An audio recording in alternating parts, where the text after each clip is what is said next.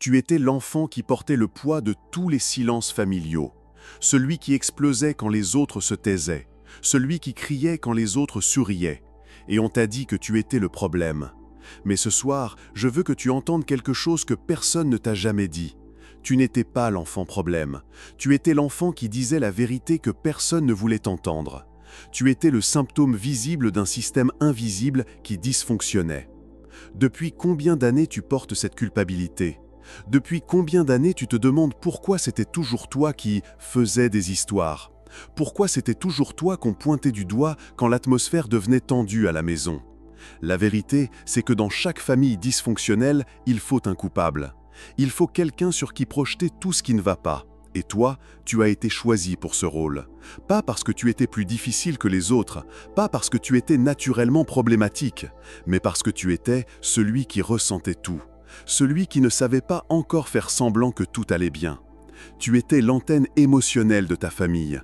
Tu captais toutes les tensions non dites, tous les mensonges silencieux, toutes les souffrances refoulées. Et quand tu les exprimais par tes crises, tes colères, tes larmes, on t'accusait d'être la source du mal. Mais Carl Jung nous enseigne quelque chose de fondamental. Ce que nous projetons sur l'autre révèle toujours notre propre ombre. Ta famille avait besoin de toi pour porter leur ombre collective, pour incarner tout ce qu'ils refusaient de voir en eux-mêmes. Tu n'étais pas le problème. Tu étais le miroir brisé qui reflétait leurs problèmes. Tu étais l'enfant sacrifice, celui qu'on immole symboliquement pour préserver l'illusion d'harmonie familiale. Et aujourd'hui, des années plus tard, tu portes encore cette blessure. Tu doutes encore de toi. Tu te demandes encore si ce n'était pas vraiment de ta faute, si tu n'étais pas vraiment trop de quelque chose, trop sensible, trop intense, trop exigeant. Cette douleur que tu ressens là, maintenant en écoutant ces mots, c'est la douleur de l'enfant qui n'a jamais été vu pour ce qu'il était vraiment. C'est la douleur de celui qui a porté le fardeau émotionnel de toute une famille sans même le comprendre. Mais ce soir, nous allons démêler cette histoire ensemble. Nous allons regarder en face cette dynamique invisible qui t'a volé ton innocence. Et nous allons te rendre ce qui t'appartient, ta vérité, ta dignité et surtout ta liberté de ne plus porter ce qui n'était pas à toi. Respire profondément. Tu es en sécurité maintenant et tu n'es plus seul avec ce poids. Carl Jung appelait cela le porteur du symptôme, l'individu qui manifeste dans son comportement ce que tout le système familial refuse d'affronter. Tu étais ce porteur. Tu incarnais les non-dits, les traumas transgénérationnels, les secrets de famille que personne n'osait nommer. Dans la psychologie des systèmes familiaux, il y a toujours un enfant qui devient le patient identifié. Celui qu'on emmène chez le psychologue, celui qu'on médicamente, celui dont on dit qu'il a des problèmes. Mais la réalité, c'est que cet enfant est souvent le plus sain psychiquement de toute la famille. Il est celui qui refuse de participer au mensonge collectif. Tu étais l'enfant qui criait quand papa buvait trop, alors qu'on faisait comme si c'était normal. Tu étais celui qui pleurait quand maman était froide et distante, alors qu'on prétendait que c'était juste sa personnalité. Tu étais celui qui se rebellait contre les règles absurdes, les doubles discours, l'hypocrisie ambiante. Et pour cela, on t'a fait croire que tu étais défectueux. Mais Jung nous enseigne que l'ombre familiale, tout ce que la famille refuse d'accepter de sa propre réalité, doit être projeté quelque part. Et toi, avec ta sensibilité naturelle, ta capacité à ressentir les émotions des autres, tu es devenu le réceptacle parfait de cette projection. On t'a transformé en bouc émissaire. Dans les rituels anciens, le bouc émissaire était l'animal sur lequel on transférait symboliquement tous les péchés de la communauté avant de l'exiler dans le désert. Ta famille a fait la même chose avec toi, émotionnellement parlant. Chaque fois que tu exprimais une émotion authentique, on te faisait comprendre que tu étais trop sensible, trop dramatique, trop difficile. Chaque fois que tu pointais du doigt un dysfonctionnement familial, on retournait la situation contre toi. C'est toi qui as un problème, c'est toi qui crée les conflits. Pourquoi tu ne peux pas être normal comme ton frère, ta sœur ? Cette dynamique t'a appris quelque chose de terrible, que tes émotions étaient dangereuses, que ta vérité était dérangeante, que ton authenticité était un problème. Alors tu as commencé à douter de tes propres perceptions. Tu as commencé à croire que, peut-être, effectivement, c'était toi le problème. Mais non, tu n'étais pas le problème, tu étais la solution que ta famille refusait de voir. Tu étais le signal d'alarme qui indiquait que quelque chose n'allait pas dans le système. Sauf qu'au lieu d'écouter l'alarme, ils ont préféré la casser. Victor Franklin disait que nous ne pouvons pas toujours choisir ce qui nous arrive, mais nous pouvons toujours choisir comment nous y répondons. Aujourd'hui, tu as le choix de répondre différemment à cette histoire. Tu as le choix de voir la vérité. Tu n'étais pas l'enfant brisé, tu étais l'enfant authentique dans un système brisé. Et cette prise de conscience, c'est le début de ta libération. Dans l'inconscient collectif familial, il existe des archétypes que Jung a identifiés et qui se répètent de génération en génération. Tu as incarné l'archétype du bouc émissaire, mais aussi celui du révélateur, celui qui met à nu les vérités cachées. Regarde cette dynamique avec des yeux nouveaux. Tu étais l'enfant miroir. Comme Alice de l'autre côté du miroir, tu reflétais une réalité que les autres refusaient de voir. Chaque fois que tu faisais une crise, tu ne faisais que manifester extérieurement la crise intérieure que toute ta famille vivait en silence. L'archétype de la sombra familiale s'est cristallisé en toi. Jung explique que la sombra contient tout ce que nous refusons d'accepter de nous-mêmes. Ta famille a projeté sur toi leur colère refoulée, leur tristesse niée, leur peur d'être imparfait. Tu es devenu le dépositaire de tout ce qu'ils ne voulaient pas être. Mais voici ce qu'ils ne comprenaient pas. En rejetant leur ombre sur toi, ils t'ont donné un pouvoir immense. Tu as appris à naviguer dans les eaux profondes de l'émotion humaine. Tu as développé une empathie qui te permet de voir à travers les masques que les autres portent. Tu es devenu un guérisseur naturel, précisément parce que tu as porté la blessure collective. Pense à cette métaphore. Tu étais comme un arbre qui pousse dans un sol pollué. L'arbre ne crée pas la pollution, mais il l'absorbe, la transforme et malgré tout, il continue de grandir.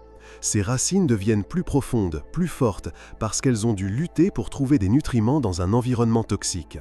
Cette souffrance que tu as vécue n'était pas inutile. Elle t'a donné des capacités que ceux qui ont grandi dans des familles parfaites n'ont pas. Tu sais reconnaître la souffrance derrière les sourires forcés. Tu sais entendre les cris silencieux. Tu sais donner de la compassion parce que tu connais intimement le manque de compassion. L'archétype du guérisseur blessé, que Jung évoque souvent, c'est exactement ce que tu es devenu.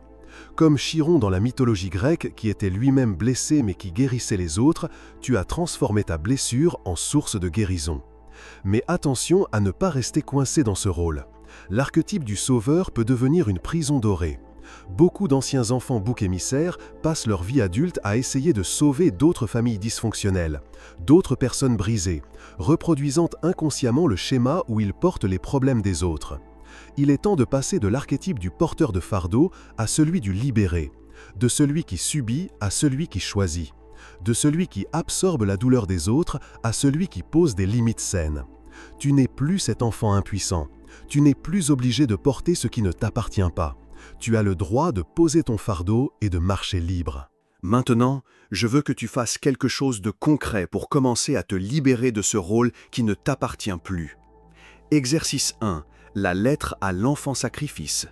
Prends une feuille et écris une lettre à cet enfant que tu étais, celui qui portait tout le poids familial. Commence par « Mon petit, je suis désolé que tu aies dû porter tout ça ». Écris tout ce que tu aurais voulu qu'on te dise à l'époque, toute la validation que tu n'as jamais reçue. Cette lettre, tu ne l'enverras à personne, elle est pour toi pour commencer à réparer cette blessure de l'intérieur. Exercice 2. La ligne du temps des projections. Trace une ligne chronologique de ton enfance à aujourd'hui. Marque tous les moments où on t'a fait porter la responsabilité de quelque chose qui n'était pas à toi. Chaque fois qu'on t'a dit « c'est de ta faute, tu es le problème, pourquoi tu ne peux pas être normal ?» En face de chaque incident, écris la vérité.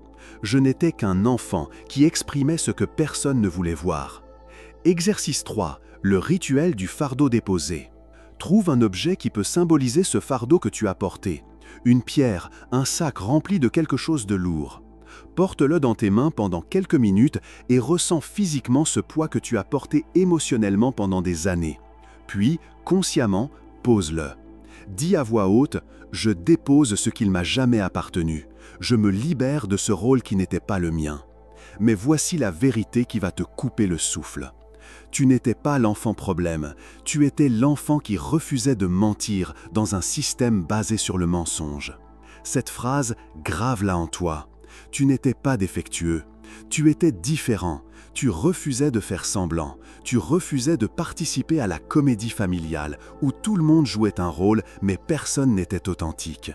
Erich Fromm parlait de la peur de la liberté, cette tendance qu'ont les humains à préférer la sécurité d'un système dysfonctionnel plutôt que l'incertitude de la vérité.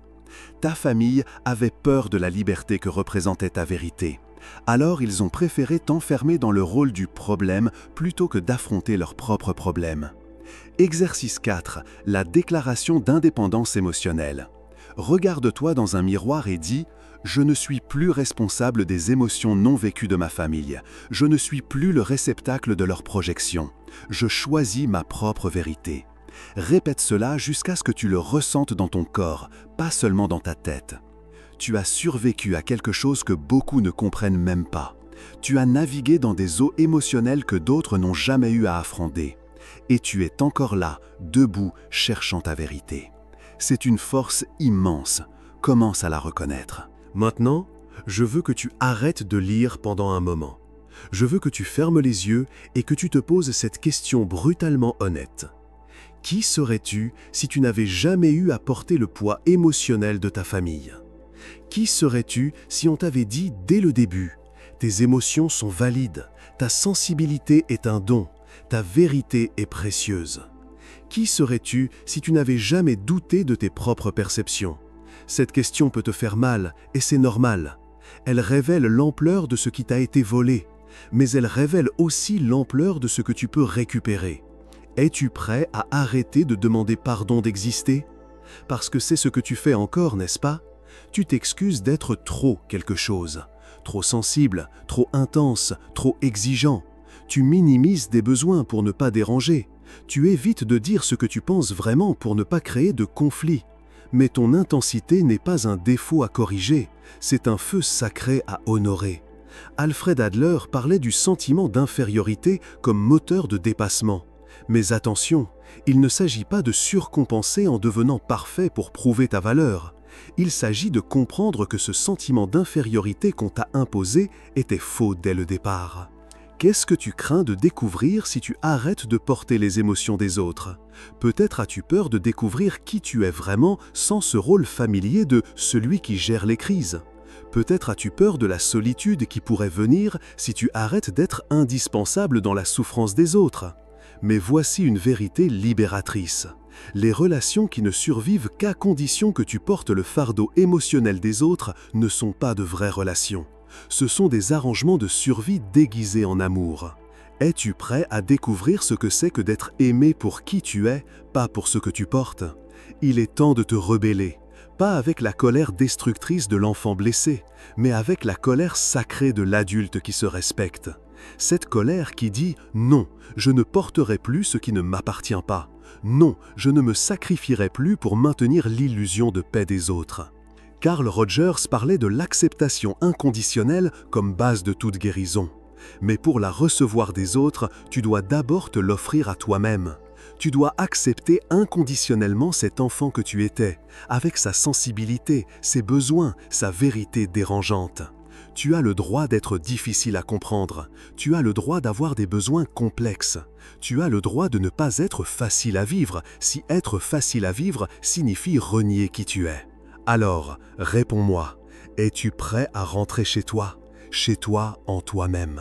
Il existe un moment dans chaque conte de fées où le héros doit traverser la forêt sombre. C'est là que tu es maintenant, dans cette forêt sombre de la prise de conscience. Tu réalises l'ampleur de ce qui t'a été fait, mais tu ne vois pas encore clairement la sortie. Jung appelait cela la nuit noire de l'âme, ce moment où nous devons mourir symboliquement à qui nous étions pour renaître à qui nous sommes vraiment. Tu dois laisser mourir l'enfant sacrifice pour laisser naître l'adulte libre. Mais attention, cette mort symbolique peut être terrifiante, parce que cet enfant qui portait tout, même s'il souffrait, avait une utilité. Il se sentait important, nécessaire, même dans la douleur. Abandonner ce rôle peut donner l'impression de perdre son identité. Exercice de visualisation guidée. Ferme les yeux. Imagine-toi marchant dans une forêt dense et sombre. Chaque arbre représente une croyance limitante qu'on t'a imposée. Tu es trop, tu es difficile, c'est de ta faute. Marche entre ces arbres sans t'arrêter. Au centre de la forêt, il y a une clairière baignée de lumière. Dans cette clairière, il y a une rivière. Cette rivière, c'est le fleuve du pardon. Pas le pardon que tu dois aux autres, mais le pardon que tu te dois à toi-même. Pour avoir survécu comme tu as pu, pour avoir porté ce qui n'était pas à toi, pour avoir douté de ta propre vérité. Entre dans cette rivière. Sens l'eau froide sur ta peau. Cette eau lave les projections des autres, les étiquettes qu'on t'a collées, les rôles qu'on t'a imposés. Quand tu ressors de cette rivière, tu es nu, mais nu de toutes les attentes des autres, libre de définir qui tu es. L'archétype du phénix résonne particulièrement avec ton histoire. Le phénix doit brûler complètement avant de renaître de ses cendres. Ta famille t'a fait brûler, mais ils ne savaient pas qu'ils te préparaient à renaître plus fort. John Bowlby parlait de la base sécurisante, ce sentiment de sécurité intérieure qui permet d'explorer le monde en confiance. Ta famille n'a pas pu te donner cette base, mais maintenant, adulte, tu peux devenir ta propre base sécurisante. Tu peux devenir le parent aimant que cet enfant en toi attendait. Chaque jour, tu as le choix de parler à cet enfant intérieur avec la voix que tu aurais voulu entendre. Tu as le droit d'être exactement comme tu es. Tes émotions sont valides, ta sensibilité est un cadeau. Tu n'as pas à porter ce qui ne t'appartient pas. Karen Horney parlait de l'autoréalisation comme processus de retour à notre nature authentique. Tu es en train de te dépouiller de tout ce qui n'était pas toi pour retrouver ce qui a toujours été toi. Et ce que tu découvres sous toutes ces couches de conditionnement, c'est quelque chose de magnifique. Un être humain authentique, sensible, puissant, qui n'a plus besoin de l'approbation des autres pour exister. Tu renais, et cette fois, tu choisis qui tu deviens. Viktor Frankl, survivant des camps de concentration, nous a enseigné que même dans les situations les plus extrêmes, nous gardons une liberté fondamentale, celle de choisir notre attitude face à ce qui nous arrive. Ton enfance était ta prison, mais maintenant tu as les clés. Frankl parlait de la volonté de sens, cette force qui nous pousse à trouver un sens même dans la souffrance. Et si le sens de ta souffrance d'enfant était précisément de te préparer à cette libération d'adulte ? Et si tout ce que tu as traversé t'avait donné la profondeur nécessaire pour comprendre ce que la plupart des gens ne comprennent jamais ? Carl Rogers insistait sur le fait que chaque être humain a en lui une tendance naturelle à l'actualisation, une force qui pousse vers la croissance et l'épanouissement. Cette force était présente en toi même quand tu étais cet enfant problème. C'est elle qui te faisait refuser les mensonges familiaux. C'est elle qui te faisait exprimer ce que les autres taisaient. Tu n'étais pas défaillant, tu étais en mouvement vers ta vérité. Erich Fromm distinguait l'amour mature de l'amour symbiotique. L'amour symbiotique, c'est ce qu'on t'a fait croire que tu devais donner. Un amour où tu disparais pour que l'autre se sente bien. L'amour mature, c'est un amour où tu peux être pleinement toi-même tout en aimant l'autre. Ta famille t'a appris l'amour symbiotique. Aime-nous en portant nos problèmes. Aime-nous en te sacrifiant. Aime-nous en te taisant. Mais tu peux désapprendre cela. Tu peux apprendre à aimer depuis ta plénitude, pas depuis ton vide. Exercice de recadrage cognitif. Reprends chaque défaut qu'on t'a reproché et reformule-le comme une qualité. Tu es trop sensible, devient « j'ai une capacité exceptionnelle à ressentir et à comprendre les émotions ». Tu fais toujours des histoires, devient « je refuse de vivre dans le déni et je dis la vérité ». Tu es difficile, devient « j'ai des standards élevés et je ne me contente pas de peu ». Tu es égoïste, devient « je sais reconnaître et exprimer mes besoins ». Alfred Adler parlait du style de vie comme ensemble de stratégies que nous développons dans l'enfance pour naviguer dans notre environnement. Ton style de vie était basé sur la hypervigilance, la responsabilisation excessive, la minimisation de tes propres besoins. Mais un style de vie peut évoluer. Tu peux développer un nouveau style de vie basé sur l'autocompassion plutôt que l'autocritique, l'affirmation de soi plutôt que l'effacement, la confiance en tes propres perceptions plutôt que le doute constant, l'établissement de limites saines plutôt que l'absorption des problèmes des autres. John Bowlby nous enseigne que nos modèles d'attachement ne sont pas figés.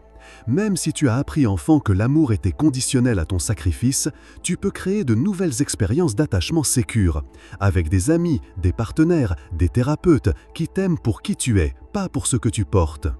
Tu es en train de réécrire ton histoire, non pas en niant ce qui s'est passé, mais en changeant sa signification.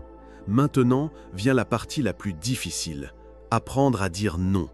Pas seulement avec tes mots, mais avec tout ton être. Dire non à porter les émotions des autres. Dire non à être responsable du bonheur de ta famille. Dire non à minimiser tes propres besoins. L'art des limites sacrées. Tes limites ne sont pas des murs pour exclure les autres, ce sont des portes avec toi comme gardien. Tu choisis qui entre, quand et dans quelles conditions. Tu n'es plus une maison ouverte à tous les vents où chacun vient déposer ses problèmes. Exercice de pratique des limites. Cette semaine, identifie 3 situations où tu dis habituellement oui alors que ton corps dit non. La prochaine fois que ces situations se présentent, prends une pause avant de répondre. Respire. Demande-toi, est-ce que j'accepte par amour authentique ou par peur d'être rejeté? Si c'est par peur, essaye de dire « je vais y réfléchir et te revenir ». Tu vas découvrir quelque chose d'étonnant. Quand tu commences à poser des limites saines, certaines personnes vont disparaître de ta vie. Et c'est parfait. Ces personnes n'étaient pas vraiment là pour toi. Elles étaient là pour ce que tu leur apportais. Leur départ fait de la place pour de vraies relations. La culpabilité de la libération. Attention, quand tu commences à te libérer de ce rôle, tu vas probablement ressentir une culpabilité intense. C'est normal.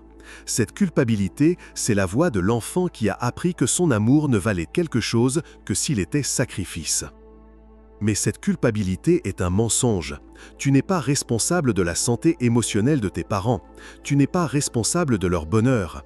Tu n'es pas responsable de maintenir l'équilibre familial en étant le problème sur lequel tout le monde peut projeter. Dialogue avec la famille intérieure. Imagine que tu aies une réunion avec toutes les parties de toi. L'enfant sacrifice, l'adulte responsable, le rebelle intérieur, le sage qui a tout compris. Que dit chacun ? L'enfant sacrifice a peur d'être abandonné s'il n'est plus utile. L'adulte responsable veut protéger cet enfant tout en posant des limites saines. Le rebelle veut tout envoyer promener. Le sage comprend que la libération est un processus, pas un événement. Écoute chaque voix, rassure l'enfant sacrifice. Tu ne seras jamais abandonné, je t'aime inconditionnellement. Soutiens le rebelle. Ta colère est légitime et elle me donne la force de changer. Guide l'adulte responsable. Nous pouvons aimer sans nous sacrifier. Le test de la relation authentique. Voici comment tu sais si une relation est saine. Peux-tu être totalement toi-même, avec tes besoins, tes limites, tes jours difficiles, sans que l'autre te fasse sentir coupable? Si la réponse est non, ce n'est pas une relation, c'est un arrangement de codépendance. Tu mérites des relations où tu n'as pas à être parfait pour être aimé. Tu mérites des relations où tes émotions sont accueillies, pas corrigées. Tu mérites des relations où ton bien-être compte autant que celui de l'autre. Et ça commence par ta relation avec toi-même. Il y a une différence profonde entre guérir de quelque chose et guérir avec quelque chose. Tu ne vas pas effacer cette expérience d'avoir été le bouc émissaire familial, mais tu peux transformer cette blessure en source de sagesse, cette sensibilité en super-pouvoir, cette hypervigilance en intuition exceptionnelle. L'acceptation radicale de ton histoire. Jung disait « Ce à quoi vous résistez persiste, ce que vous acceptez se transforme ». Accepter ne signifie pas excuser ce qui t'a été fait. Cela signifie arrêter de lutter contre la réalité de ce qui s'est passé pour pouvoir utiliser ton énergie à construire ce qui va venir. Oui, tu as été sacrifié sur l'autel de la paix familiale.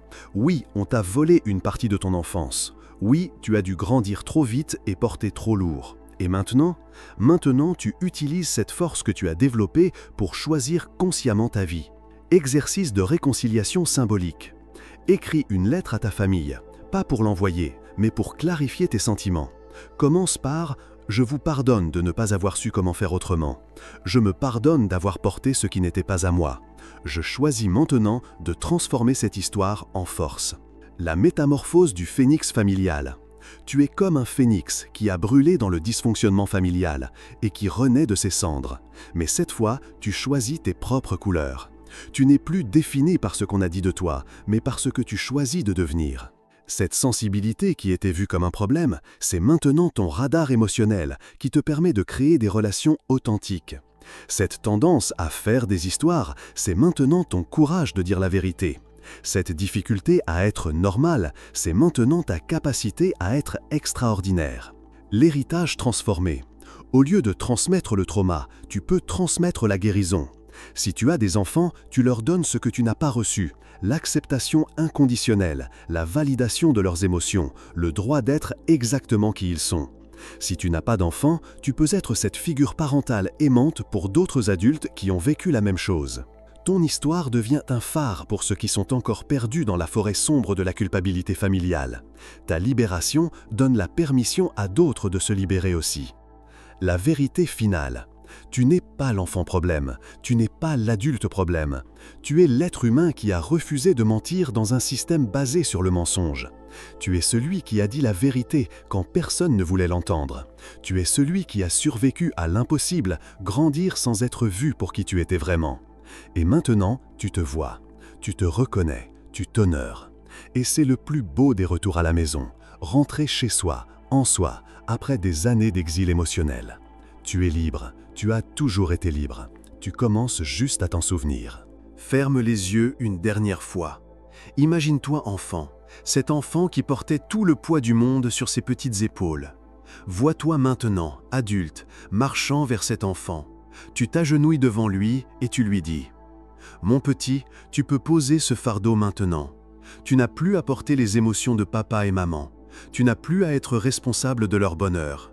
Tu peux être simplement un enfant. Je vais m'occuper de tout maintenant. » Regarde cet enfant poser enfin ce sac trop lourd qu'il portait depuis toujours. Vois ses épaules se redresser. Vois la lumière revenir dans ses yeux. Prends-le dans tes bras et dis-lui « Tu étais parfait exactement comme tu étais. Ta sensibilité était un don. Ta vérité était précieuse. Tu n'étais pas le problème, tu étais la solution qu'il ne savait pas voir. » L'image du retour à la maison. Tu marches maintenant sur un chemin que tu reconnais, mais cette fois, tu ne portes que ton propre sac. Tes pas sont légers, tes épaules sont libres. Tu respires profondément et tu réalises quelque chose d'extraordinaire. Tu es enfin rentré chez toi. Pas dans une maison de pierre, mais dans la maison de ton propre cœur. Cette maison, elle a des murs solides, faits de limites saines. Elle a des fenêtres ouvertes sur l'authenticité. Elle a une porte que toi seul contrôles. Et dans cette maison, il y a enfin la paix. La promesse sacrée. Fais-toi cette promesse. Je ne porterai plus jamais ce qui ne m'appartient pas. Je ne me sacrifierai plus jamais pour maintenir l'illusion de paix des autres. Je choisis de m'aimer avec la même intensité avec laquelle j'ai aimé les autres. Je suis mon propre refuge et je n'ai plus besoin de l'approbation de quiconque pour exister. Tu n'étais pas l'enfant problème. Tu étais l'enfant qui refusait de vivre dans le mensonge. Tu étais l'enfant qui criait la vérité que personne ne voulait entendre. Tu étais l'enfant sacrifice, mais maintenant, tu es l'adulte libéré. Et cette libération, elle irradie autour de toi comme des cercles dans l'eau. Elle touche tous ceux qui t'entourent. Elle donne la permission à d'autres de se libérer aussi. Tu es la preuve vivante qu'on peut survivre à l'impossible, qu'on peut transformer la blessure en sagesse, qu'on peut briser les chaînes transgénérationnelles et choisir sa propre vérité. Commentaire symbolique. Si ces mots ont touché quelque chose en toi, si tu reconnais cet enfant sacrifice, écris dans les commentaires « Je dépose ce qui ne m'a jamais appartenu. Je choisis ma propre vérité. » Question écœurante. Et maintenant que tu sais qui tu n'étais pas, qui choisis-tu d'être? Validation émotionnelle. Tu es courageux d'avoir écouté cette vérité jusqu'au bout. Tu es fort d'avoir survécu à ce que tu as vécu. Et tu es libre de créer maintenant la vie que cet enfant en toi a toujours mérité. Bienvenue chez toi, bienvenue en toi.